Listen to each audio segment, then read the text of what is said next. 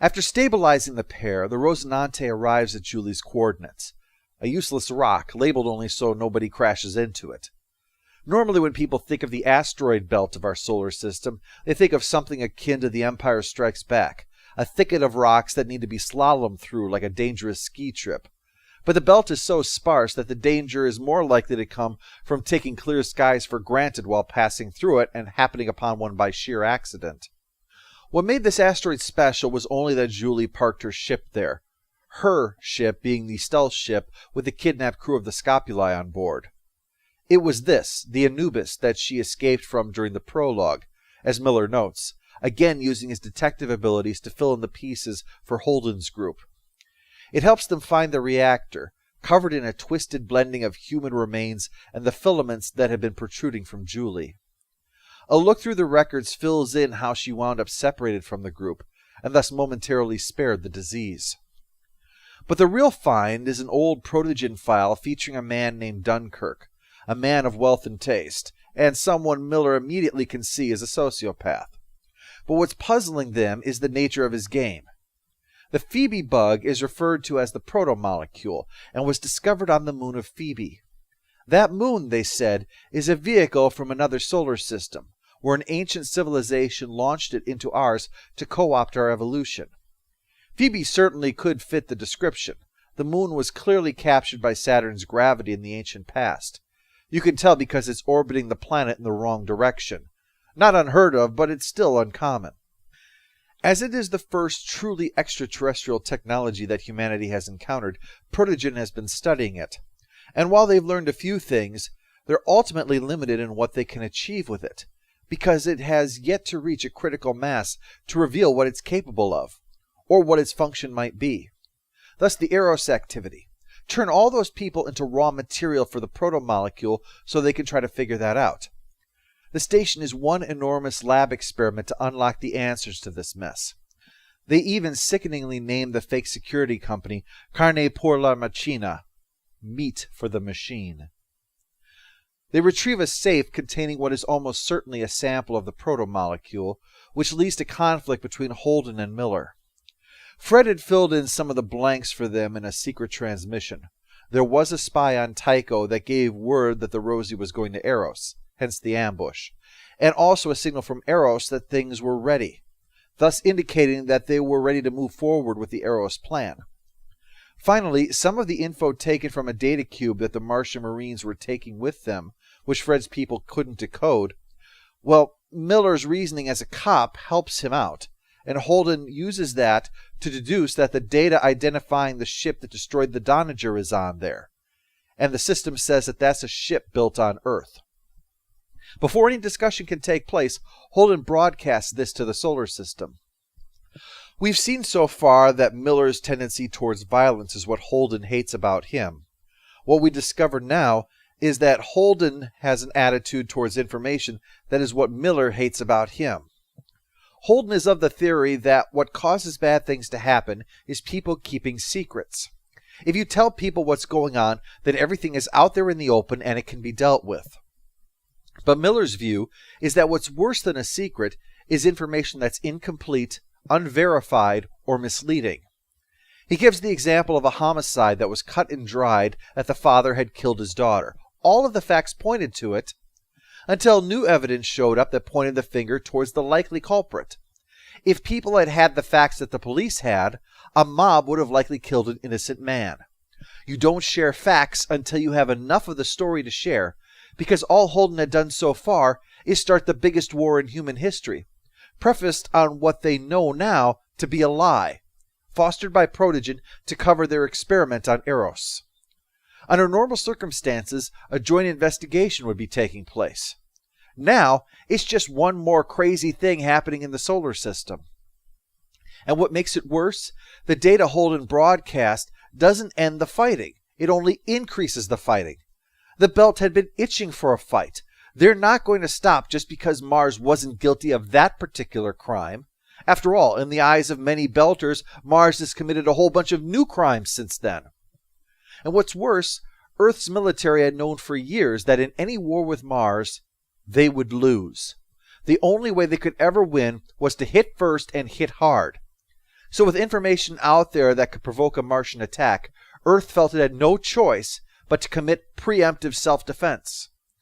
This situation is likely inspired by the real-life game of nuclear arms played between East and West. If ever a country is put into a position where it felt it wouldn't have a chance to launch an attack in response to an enemy attack, then the doctrine would be to launch it while you still could. Thus the paradoxical reasoning that an attack is actually self-defense. So now that they know about protogen and the protomolecule, Holden wants to broadcast that too. And Miller says this time he has to finally stop. Every time Holden's tried something, all he's done is caused widespread death.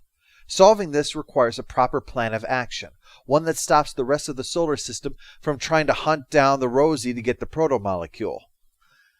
So instead, Miller contacts Havelock, who is able to get the location of Thoth Station, where this is being handled within Protogen.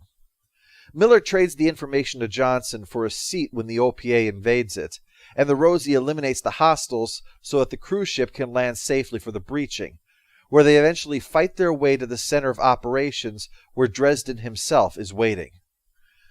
Dresden isn't, for a single moment, afraid. He's one of those jackholes that sees everything in terms of things and wants. That's all anything is. People have things that can be passed around and wants that drive them. That's how he saw Eros. Those people had things, their flesh, that he wanted, so he arranged to acquire it. These opiate forces take over a station? Fine, they have wants. He'll ensure that things are provided to satisfy those wants so that they'll leave. He's so certain of that, and so good at it, that he's not oblivious to the situation as might be seen, merely possessed of a certitude that's frightening. His reasoning is simple. Protogen has resources and connections in the Earth government, so at some point reinforcements will arrive and take the station away from the OPA. If that happens, both sides will lose things. Therefore, that is in nobody's best interest. Therefore, if Protogen arranges something for the OPA to leave voluntarily, then that inconvenience is avoided. Simple logic. What are your wants? And we will provide those things to meet those wants. Then Dresden is free to go back to what he was doing, and the OPA will get amnesty. Holden, though, demands to know why Protogen would do this. Dresden's explanation is that the protomolecule is, essentially, both a tool and a warning. If these beings were this powerful a couple billion years ago, what have they become now? And their actions strongly suggest they don't have our best interests at heart. So understanding the protomolecule is the means to understand them. In addition, the protomolecule is the key to reshaping the human race, once they understand it. Then they could redefine the human race into whatever form is best for us, optimize humanity to ensure we as a species will survive, rather than waiting for the slow plot of evolution to maybe get us there on its own. That was why he had no problem with what happened on Eros. It was a sacrifice that's a mere rounding error given the scope of the human race, and one that will allow the next stage in our evolution to happen. Those deaths were needed because their flesh was needed. It was a thing Protogen and the protomolecule wanted. He talked a good game, but it turns out that there wasn't enough to convince the army of ethical scientists that would be needed to run this. So they were modified to become sociopaths, and thus their insatiable curiosity would have them attack Eros with gusto. This serves as a nice symbol of what Protogen is doing. Their goal is to remake humanity, and in this case, done by stripping the humanity out of these people. Dresden has stole many a man's soul to waste. Unlike Phoebe, Eros, or Ceres, Thoth isn't named after an astronomical body in our solar system, part of the hint being that it is derived from Egyptian rather than Greek or Roman mythology. Thoth was frequently associated with Anubis when it came to the judgment of the dead, Thoth's role in particular to chronicle things, appropriately enough. And while the connection to death and the afterlife is obvious in this light, the likely intent is made more clear when Fred Johnson responds to Dresden's opening pitch.